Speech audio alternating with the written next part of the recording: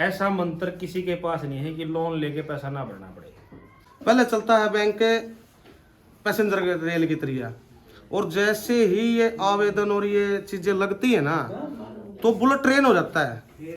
हमने ना तो पैसे का लालच, हम खुद पीड़ित व्यक्ति हैं, हम किसी गरीब व्यक्ति का पैसा खाते हैं तो भगवान के आगे जान देनी है, और ये संगठन वाले लोग तो भगवान को ही नहीं मानते। किसी भी संगठन के पास ऐसे कोई कागज नहीं है जो किसी का लोन माफ करा सके। तो भारतवर्ष में ये स्कैम चला हुआ है इन लोगों का। सारे भाइयों ने राम राम। आज एक फोन आया अभी थोड़ी ही देर पहले, और वो फोन सुनकर थोड़ा सा अचरज सा होया। भाई का फोन आया, मैं बताऊंगा कौन से भाई का आता। उसने कहा वो हमारी वीडियो भी बनाओगे? तो मैंने कहा वो वीडियो कौन सा, हम फिल्म शूट कर रहे हैं। हम तो अगर कोई गलत किसी के साथ हो रहा है और अगर हमारी एक वीडियो तो उसने कुछ सपोर्ट मिल सका तो हम वीडियो जरूर बनाओगे। तो उसने कहा भाई एक वीडियो आज हमने भी बनवानी है और कुछ खास हमने कराया है। तो के कुछ खास करा है और वो के है, वो सारी बात हम अगले उस भाई के मुंह से पूछेंगे। पंकज भाई का मेरे पास फोन आ रहा। पंकज भाई राम राम। नमस्कार जी। मैं नहीं बताऊंगा, दर्शकों को आप ही बताओगे कि किस विषय पे हमें यहाँ पे बुलाए हैं और क्या खास काम करना करें। भाई साहब, सबसे पहले तो आपके दर्शकों को हाथ जोड़कर नमस्कार करता हूँ। मैं पहले भी आपके चैनल के माध्यम से किसी संगठन का प्रचार प्रसार करता था, और उस संगठन के हम भी पीड़ित हैं। देखो मैं उसका ऑन कैमरा मैं नाम नहीं लूँगा। भाई मार्केट में बहुत सारे संगठन ऐसे हैं कि जो लोगों को लोन के नाम पर गुमराह कर रहे हैं। भाई आप हमारे को सहयोग राशि दे दो या हमारे को आप कुछ हिस्सा दे दो, हम आपका लोन खुद हमारा संगठन अदा करेगा, ऐसा कुछ दावा करते हैं वो। और कुछ ऐसे फर्जी कागज बनाते हैं कि जो आदमी पहले से मरा हुआ है उसको और मरने का काम वो कागज करते हैं। उसके खुद सबूत मैं भी हूँ, अमन भाई हमारे पास खड़े हैं, वो भी हैं, हरिकृष्ण भाई खड़े हैं, वो भी हमारे पास हैं। तो आज क्या था कि ये दीपक भाई हैं, ये मेरे पुराने जानकार हैं, पुराने मित्र हैं, काफ़ी सालों से मैं इनको जानता हूँ। तो इनका कल हमारे से संपर्क हुआ था। इन्होंने हमारे को बोला कि भाई साहब हमारे घर का मकान का कब्जा है, कल का, आज का, यानी कि 2 तारीख को हमारा तहसीलदार साहब और प्रशासन और बैंक वाले कब्जा लेने आएंगे कैनरा बैंक गोहाना से। तो मैंने इन भाई को कहा कि भाई जी सबसे पहले तो डरने की और घबराने की बिल्कुल भी जरूरत नहीं है, और ना ही पैनिक होने की जरूरत है, ना घर वाले को डरने की जरूरत है। घर आपका है, आप आराम से रहो, ऐसी कोई दिक्कत वाली बात नहीं है। तो फिर ये बोले भाई साहब आप मेरी सहायता करोगे तो इसका कोई पैसा लगेगा? मैं बोला भाई साहब आपकी सहायता करने की हम चाय भी नहीं पिएंगे। हम भाईचारे में, हम खुद पीड़ित व्यक्ति हैं, हम समाज के सताए हुए लोग हैं। अगर हम आपसे पैसा लेंगे तो मतलब हमारे में और उन संगठनों में कोई फर्क नहीं रह जाएगा। तो जो ये YouTube चैनल्स पे आजकल आप देख रहे होंगे कि मार्केट में ना बहुत सारे संगठन आए हुए हैं जो ये दावा करते हैं कि हमारे पास ऐसे कागज हैं कि वो कागज अगर आप बैंक में लगा दोगे या तहसीलदार के पास लगा दोगे या कहीं भी लगा दोगे तो वो कागज से आपका लोन बिल्कुल साफ हो जाएगा। यानी कि 1 रुपए की वैल्यू कुछ बताते हैं, मतलब कुछ सोने के हिसाब से मैनिपुलेट करके बताते हैं। और भाई साहब जहां जहां जिस आदमी ने वो कागज लगाए ना आज तक, उसकी प्रॉपर्टी जल्दी नीलाम हुई है।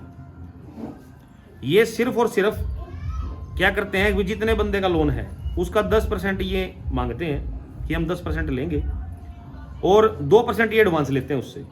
किसी से 20,000 ले लिए, किसी से 30,000 ले लिए, किसी से 40,000 ले लिए, और उसको ऐसे कागज पकड़ा देते हैं कि उस कार्रवाई की स्पीड है ना 10 की स्पीड से 100 की स्पीड हो जाती है, और बंदे की प्रॉपर्टी कुर्क हो जाती है। अब ताजा क्या हुआ, महाराष्ट्र के अंदर एक बंदे ने ऐसे ही इनको सहयोग राशि दी हुई थी और इन्होंने उसको कागज दे दिए, उसके मकान पे ताला लग गया। उससे फिर गैर कानूनी काम भी करवाते हैं, ये ताला भी उसी से तुड़वाते हैं, खुद सामने नहीं आता कोई भी, ना उसकी जमानत लेते हैं, ना उसके सामने आते, सिर्फ अपना नाम चलाते हैं और कुछ नहीं चलाते। और उसके बाद ये क्या करते हैं, वो जैसे ताला टूट गया तो बैंक ने उसके ऊपर FIR करा दी और बैंक कोर्ट में चला गया कि भाई ये हमारी प्रॉपर्टी पे बैठ गया। तो 1 साल केस चलने के बाद हाई कोर्ट ने ये फैसला दिया कि जो ये कागज इन्होंने मोर्चे ने या किसी भी संगठन ने XYZ, मैं नाम नहीं लेता, किसी भी XYZ मोर्चे ने कोई कागज दे रखे हैं उनको, और वो बिल्कुल बेबुनियाद हैं, और उस आदमी पे पेनल्टी लगाई, प्लस वापस से बैंक को वो प्रॉपर्टी दिलवाई। तो बंदा तो सड़क पे आ गया उनके भरोसे, जो संगठन के भरोसे था। ऐसे ही बहुत लोग हैं, हमारे शहर के भी हैं, पूरे स्टेट से भी हैं, पूरे भारतवर्ष में ये स्कैम चला हुआ है इन लोगों का। और इनकी एक खास बात, अगर कोई बंदा इनसे सवाल पूछता है तो उसको ये देशद्रोही बताते हैं, या फिर ये बोलते हैं कि ये किसी से पैसे लेकर के हमारी खिलाफत कर रहे हैं। चलो कोई बात नहीं, आज अगर ये उस मोर्चे के अधीन ये काम करवाते दीपक भाई साहब, तो मोर्चा क्या कहता कि भी मोर्चे के डर से नहीं आया प्रशासन और बैंक, मोर्चे से संगठन से ताकत से डरा। भाई संगठन क्या है, लोगों से संगठन बनता है। ये मोर्चे के फेक क्रांतिकारी 2 क्रांतिकारी होते हैं, बाकी आप जैसे हमारे जैसे लोग होते हैं जो भीड़ का हिस्सा बनते हैं और ये कहते हैं कि हमारे क्रांतिकारी हैं। भाई हमारा क्रांतिकारी कोई नहीं, हम तो भाईचारे में भाई की सहायता करने के लिए आए हैं। और आज जो बैंक अडिग था आने के लिए, और जो तहसीलदार साहब इनसे कल मिले थे, इनको बोला था कि भाई मेरी तो ड्यूटी है, मैं तो आऊंगा हर हाल में, ऐसा ही बोला था दीपक भाई, वो भी आज नहीं आए।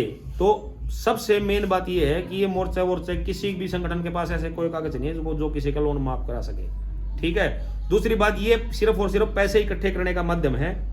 इस भाई का अगर किसी को अपने अधिकार पता है सही तरीके से कि बैंकों के खिलाफ, अगर हम बैंक हमारे को गलत ब्याज लगा रहा है या बैंक हमारे साथ गलत मतलब रूल के हिसाब से अगर पैसा वापस ले रहा है, तो उसके खिलाफ हम कोर्ट में जा सकते हैं, कोर्ट की शरण लें। मैं पूरे भारत के लोगों से, आपके जो चैनल के माध्यम से देख रहे हैं, किसी भी संगठन के पास आज तक ऐसे कोई कागज नहीं है कि जो ये साबित कर सके कि भाई पैसे को डिवैल्यूएट किया हुआ है या पैसे की वैल्यू बहुत ज्यादा है। तो ये संगठन, किसी भी संगठन किसी को गुमराह करके उससे पैसे लेता है तो वो उसका खुद जिम्मेदार है। इस भाई का किसी संगठन की ताकत से नहीं, खुद की ताकत से, दीपक की खुद की ताकत से आज इसका कब्जा रुका है। ये भाई साहब पूछ नहीं सकते। क्या नाम है अपना? अपना कितने लाख का लोन था?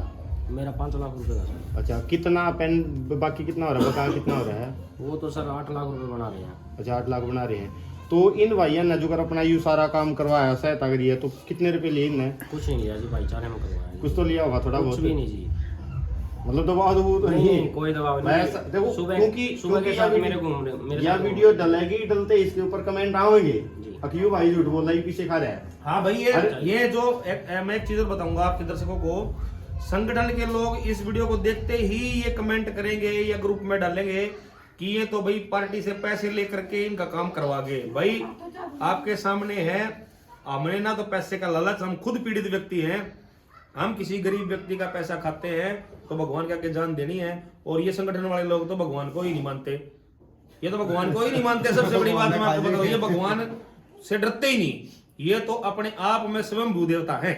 चलो वो तो ठीक है पंकज भाई, मैं तो सिर्फ ये जानना चाहता हूँ अपने दौरे फिर इसी कौन सी कुड़िया है, ऐसा कौन सा मंत्र है काले आते नहीं, क्योंकि ये बड़ी बात है ना, दर्शक भी जानना चाहोगे। भाई कुछ तो ऐसा होगा अमन भाई, कुछ तो ऐसा होगा ना कि बैंक वाले नहीं आते, कि तुमने भी कुछ ना तो कार्रवाई लगाई होगी। नमस्कार भाई जी। हाँ तेजपाल भाई, आपके सारे दर्शकों ने अमन की तरफ से भाई राम राम।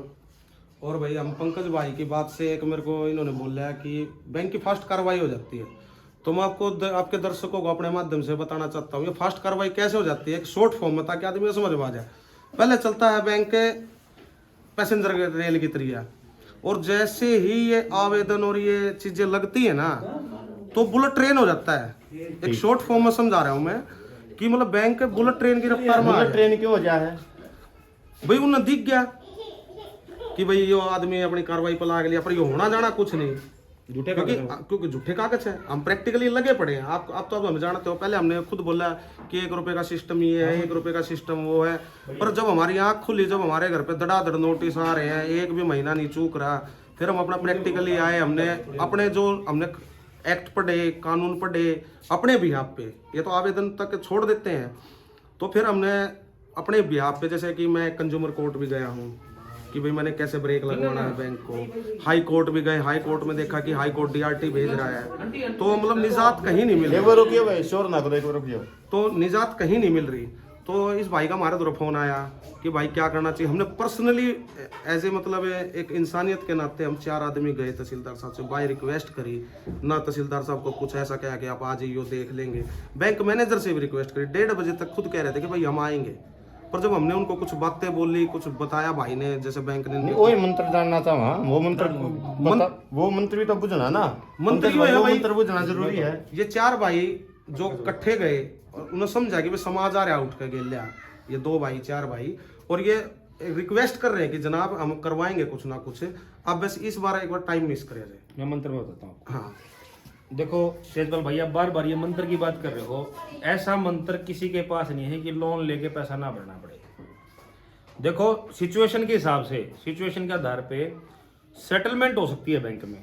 किसी भी बैंक में आज तक का इतिहास उठा के देख लो, अगर किसी का 10 लाख है तो उसकी सेटलमेंट 4 लाख में हो सकती है, उसकी सेटलमेंट 2 लाख में हो सकती है, उसकी 5 लाख में हो सकती है। लेकिन ये कहना कि हमने तो वो डिजिट लिए हैं, हमने तो लोन लिया ही नहीं, ये तो बिल्कुल सरासर गलत है। देखो इस भाई की मैं आपको मंत्र बताता हूँ, मंत्र भी सिचुएशन के हिसाब से काम करते हैं। ऐसा नहीं कि सब पे फॉर्मूला फिट है कि 2 और 2 4 होते हैं, हर जगह 2 और 2 4 ही होते हैं। हर सिचुएशन में ऐसे ही वो संगठन भी करते हैं दूसरे, वो मौके के हिसाब से देखते हैं कि बाई चांस मान लो तहसीलदार नहीं आता या पुलिस प्रशासन नहीं मिल पाता या बैंक को टाइम नहीं लगता, वो नंबर अपने बना लेते हैं। आज क्या हुआ, ये भाई का जो ये मकान आप देख रहे हो वीडियो में, भाई एक बार दिखा भी देना आप, इसमें आधी प्रॉपर्टी भाई ने बैंक को दे रखी है, ठीक है, और आधी प्रॉपर्टी दे रखी है। तो पीछे इसका दूसरा भाई रहता है, इसका हिस्सा भाई का अगला है, और इसने ये बिजनेस लोन ले रखा है बैंक से। बैंक ने इनका क्या किया कि सिक्योरिटी तौर पे इनकी रजिस्ट्री रखवा ली, और ये भी नहीं देखा, टेक्निकल हिसाब से देखा जाए तो पूरी पैमाइश होनी चाहिए क्योंकि बीच में कोई डिवाइडर दीवार नहीं है नहीं। हाँ, तो अगला अगला हिस्सा इनका है। तो बैंक अगर ताला भी लगाता है तो वो अगले पे लगा देगा, ये पीछे वाले कहाँ जाएंगे? हाँ, ये भी बात है, ये क्या छत फाड़ के जाएंगे ऊपर से? सही बात है। ये गरीब बेचारे, इनकी माँ है, इनके पिताजी हैं, काफी बीमार रहते हैं। भाई का एक टाइम पे बहुत अच्छा काम था जब इन्होंने लोन लिया, मैं इनको बहुत पुराने समय से मतलब इस जानता हूं। प्रॉपर्टी की 2 रजिस्ट्री दो रजिस्ट्री हैं, अगली रजिस्ट्री इन्होंने दी हुई है। तो क्या बैंक को तब दिखाई नहीं दिया भाई ये रजिस्ट्री आप कैसे ले रहे हो? तब तो वो लोन करने के चक्कर में बिजनेस लोन, बैंक का फ्रॉड है। हाँ, और बिजनेस लोन जो होता है तेजपाल जी, मैं आपको फिर बता देता हूँ, जब बिजनेस लोन कोई भी बैंक करता है ना, उसको एक CGTMSE स्कीम में भी बिल्कुल कवर करता है कि कल को बंदा डिफॉल्टर हो जाए या कोई दिक्कत हो जाए तो वो गवर्नमेंट से अपना 60% से 70% पैसा रिकवर कर लेता है।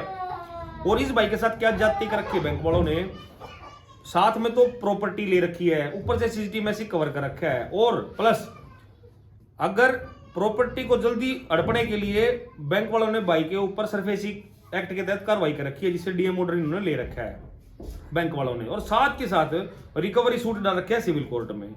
तो ऐसा तो हर जगह नाजायज है कि भाई एक सारी चीज साथ में नहीं हो एक सकती। चीज की 2 कार्रवाई पैरेलल नहीं चल नहीं हो सकती, सकती। या तो वो सिविल कोर्ट में ही जाएं या फिर सरफेसी एक्ट की कार्रवाई ही करें। अब सिविल कोर्ट की जो तारीख है, इस भाई की तारीख थी 23 फरवरी, और कोर्ट केस भाई ने नहीं कर रखा, भाई ने तो हाईकोर्ट में केस किया है। अभी केस बैंक ही करने वाला है, और साथ में DM को भी एप्लीकेशन दे रखा है कि वो DM को भी गुमराह कर रहे हैं कि भाई आप हमारी कार्रवाई करो। वहां तो DM ने साइन कर दिए, लेकिन DM साहब को ये नहीं पता कि इन्होंने पैरेलल एक केस भी चला रखा है।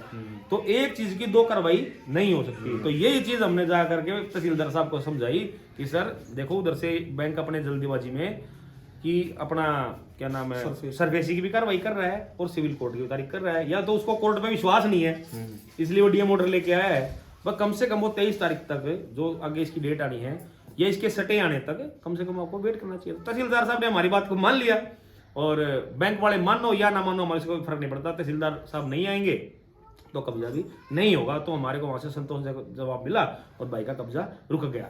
बस आगे भाई का स्टे हो जाएगा और एक टाइम ऐसा आएगा कि भाई सेटलमेंट इनकी हो जाएगी। बस यही मंत्र है सर। कोई संदेश देना चाहोगे? भाई साहब संदेश यही देना चाहूंगा मैं, जितने भी संगठन है, कोई भी आपसे लोन माफी के नाम पर या किसी भी चीज के लोन की मतलब सेटलमेंट कराने के नाम पर या माफी कराने के नाम पर आपसे कोई पैसा मांगता है, या कोई संगठन ये अपने सहयोग राशि के रूप में करता है, वो नकली कागजों से दूर रहो। उसमें आप वापिस आपको हाई कोर्ट या कोर्ट पेनल्टी लगा देगा, ना कि आपको कोई रिलीफ मिलेगा। भाई उन संगठनों से दूर रहो, सिर्फ वो अपना घर चलाने के लिए, अपने चूल्हे चलाने के लिए गरीब लोगों का इस्तेमाल कर रहे हैं। क्योंकि अगर आप ताला तोड़ोगे तो FIR भी आपको होगी, कोई संगठन कोई व्यक्ति आपकी जमानत भी नहीं लेगा, कोई भी आपकी हेल्प नहीं करेगा, सिर्फ आपको फंसा करके रख दिया जाएगा। बस यही संदेश मैं देना चाहूंगा, उन लोगों से दूर रहें।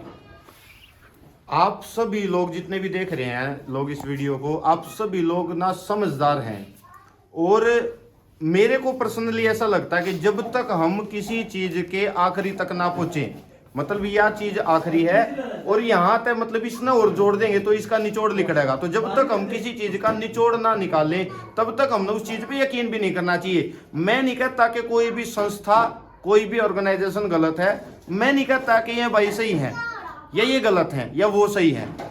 आप सभी लोग समझदार हैं, मैं किसी चीज का जज या वकील नहीं बनता कि मैं किसी ने गलत या सही ठहरा दूंगा। आप खुद समझदार हैं, आप हर बात की गहराई तक जाओ। मैं हर वीडियो में कहता हूं कि गहराई में जाओ, तहकीकात करो और फिर किसी भी बात ना मानो। यहाँ पे अपनी अपनी राय इन सारे भाइयों ने बता दी। आप सभी अब आपको भी एक अपनी राय ना कमेंट में जरूर डालनी है कि आपकी राय इसके बारे में क्या है। बाकी आप सभी लोग समझदार हैं। Wish you all the best दोस्तों। जय हिंद।